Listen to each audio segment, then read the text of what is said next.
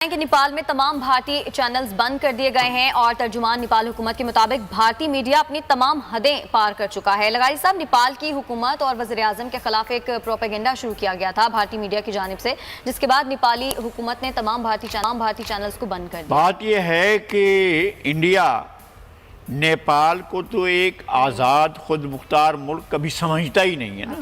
उसने हमेशा ये समझा है कि ये एक मेरी कॉलोनी है और वो अपने पड़ोसी मुल्कों को अपनी कॉलोनी के तौर पर समझता है। और पाकिस्तान का चूंकि अपना एक स्टेटस है, अपनी एक इंटरनेशनल पोजीशन है, पाकिस्तान का एक सॉवरिन एक यहाँ पर रियासत है और इसके तौर पर अपना एक्ट भी करता है और इंडिया का पिछले 72 साल से मुंह के उसके सामने भी मौजूद है और उसके साथ जंगें भी कर चुका है।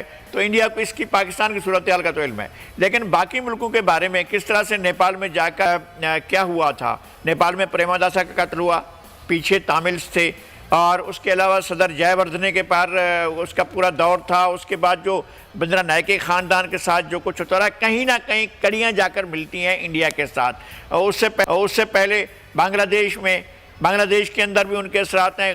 फ़रक़ाबंद के मसले पर मौलाना भाषानी एक पूरा जलूस लेकर आए थे और कि जनाब ये फ़रक़ाबंद पर तामीर बंद करे। इंडिया ने अपनी हद धर्मी कायम रखी, सिक्किम पर बाकायदा कब्ज़ा कर लिया, एक आज़ाद खुद मुख्तार मुल्क के ऊपर बाकायदा कब्ज़ा कर लिया।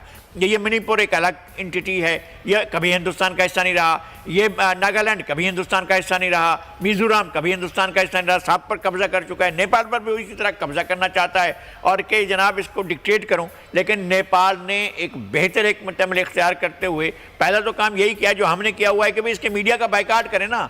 आपके लोग खामखा ये मुसलत होता है उनका मीडिया और अपनी राय देता है। और जिस तरह से वो इन दिनों प्रोपेगेंडा कर रहा था नेपाल के वज़ीर आज़म के ख़िलाफ़, नेपाल की हुकूमत के ख़िलाफ़ और ख़ुद नेपाल स्टेट के ख़िलाफ़ जो प्रोपेगेंडा कर रहा था वो तो जहरीला प्रोपेगेंडा था। जिस तरह हमारे ख़िलाफ़ होता है इस तरह नेपाल वालों को नेपाल का प्रोपेगेंडा फीड किया जाता है। तो ये बेहतर हुआ है कि वहाँ नशरियात बंद की गई हैं इंडिया की। बिल्कुल। अच्छा लगाई साहब, मकबूजा कश्मीर में भारतीय बर्बरियत पर अक़वाम मुत्तहिदा ने भारत को तीसरी याददाश्त भेज दी है। अक़वाम मुत्तहिदा एक्टिव तो है, अब तीसरी याददाश्त भी भेज दी है, लेकिन कुछ हो नहीं रहा। नहीं, याददाश्त भेजना क्या होता है? हम आपको मेमोरेंडम भेजते हैं, हम आपसे गुजारिश करते हैं, इल्तमास करते हैं, दस्त बस्ता फरियाद करते हैं, आप मेहरबानी करें, रहम करें। भाई ये क्या है?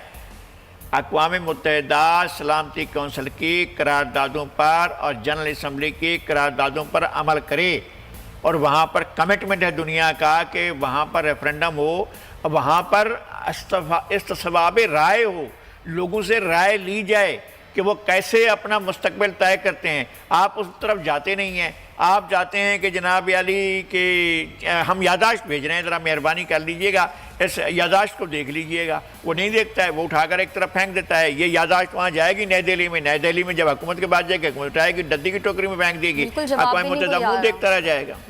वही अक़वाम मुत्तहिदा ने यही कहा है कि बहुत अफसोसनाक बात है कि किसी याददाश्त का जवाब भी नहीं दिया भारत ने। नहीं तो नहीं दिखता है ना, वो तो इसको खातर में नहीं लाता है, वो अक़वाम मुत्तहिदा को कुछ समझता ही नहीं है जब तक अक़वाम मुत्तहिदा असर्ट नहीं करेगा। और फिर ये कि जो दुनिया की बड़ी ताकतें हैं वो असर्ट नहीं करेंगी। अमेरिका को आगे आना होगा, बरतानिया को आगे आना होगा, फ्रांस को आगे आना होगा और उसके अलावा बीजिंग को और मास्को को आगे आना होगा, रूस और चीन को आगे आना होगा। इस मसले के मुस्तकिल हल के लिए कोई ना कोई रास्ता निकालना होगा। दुनिया को अमन की ज़रूरत है, दुनिया को आगे बढ़ने की ज़रूरत है। हम यहाँ पर छोटी छोटी ये चपकलिशें लेकर बैठे हुए हैं। ये कश्मीर का मसला तो छोटा नहीं है, लेकिन और बहुत से मसाइल हैं जिनके ऊपर बैठकर अक़वाम मुत्तहिदा के बड़े बड़े लोग बैठकर दिमाग खपा रहे होते हैं। भाई इस मसले को तो हल करो ना, आपके सामने रखा हुआ है कश्मीर का मसला। खामोश क्यों है लगारी साहब? इनके क्या इंटरेस्ट का मसला है? उनका ख्याल ये है कि हम इन्वेस्टमेंट करेंगे, हमारी एक ओपन मार्केट है, इंडिया के एक बड़ी मार्केट है। उनका ख्याल है कि 80 करोड़ की मार्केट है, हमारे यहाँ लोग खरीदते हैं, हमारा माल जाता है, इंडिया में बिक जाता है, हमारी एक्सपोर्ट बढ़ती है। इंडिया भी, यानी ये अजीब बात है, कहते हैं जी इंडिया की इकोनॉमी जो है वो बूस्ट कर रही है, बहुत तेजी से आगे जा रही है। इंडिया अगर 1 रुपए की एक्सपोर्ट करता है तो 2 रुपए की इंपोर्ट्स करता है। इंडिया की एक्सपोर्ट से इंपोर्ट्स जो है वो दुगनी है। अच्छा। और लेकिन इंडिया के लोग जो हैं वो जो है उनको मुतमईन करने की कोशिश की जाती है। मेरे ख्याल में कि अब वक्त आ गया है मोदी की सफाकी और बेरहमी पर आलमी बिरादरी जो है वो नोटिस ले और इस सिलसिले को बंद होना चाहिए। कश्मीर के साथ बहुत ज्यादतियां हो चुकी हैं, कश्मीर की कई नस्लें इसमें चली गई हैं, लेकिन क्या कश्मीरियों ने समझौता किया, क्या सरेंडर किया, क्या उन्होंने कहा कि जी हमने मान लिया इंडिया को? जब भी आपने इलेक्शन कराया लोगों ने कहा बाइकाट। आप कितने परसेंटेज आपको जाकर लेते हैं? और जो लोग भी आपके सेटअप में आए, फारूक अब्दुल्ला आए, वो आपके साथ नहीं है, बाबा मुफ्ती आई, वो आपके साथ नहीं है, गुलाम नबी आज़ाद आए, वो आपके साथ नहीं, और उसके अलावा जितने लोग भी आपके साथ आते रहे हैं वो तो आपके साथ नहीं है। सारे के सारे लोग अलग होना चाहते हैं इंडिया से। तो अब सूरत हाल तो यहाँ पहुंची। बिल्कुल, बहुत शुक्रिया आपका लगाई।